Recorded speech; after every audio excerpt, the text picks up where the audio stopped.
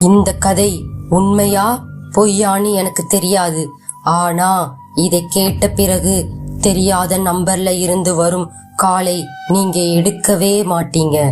ராத்திரி சரியாக 12 மணி ஒரு பையனுக்கு தெரியாத நம்பர்ல இருந்து கால் வந்தது.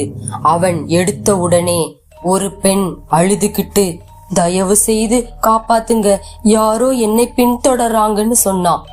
அதுக்குள்ள கால் கட் ஆயிடுச்சு. பயந்து போன அவன் உடனே அந்த நம்பருக்கு திரும்ப கால் பண்ணினான். போனை எடுத்தது ஒரு வயதானவர். சார், இப்போ ஒரு பெண் பேசினாங்க அப்படின்னு சொன்னான். சில நொடிகள் அமைதி. அப்புறம் அந்த வயதானவர் சொன்னார், தம்பி, இந்த நம்பர் என் பொண்ணோடது. ஆனா அவ 3 வருஷத்துக்கு முன்னாடியே இறந்துட்டாளே.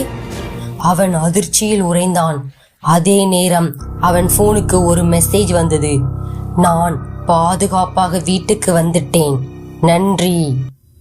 இந்த மெசேஜ் வந்திருந்தா நீங்க என்ன பண்ணிருப்பீங்க? இந்த ஸ்டோரியோட பார்ட் 2 வேணும்னா கமெண்ட் பண்ணுங்க.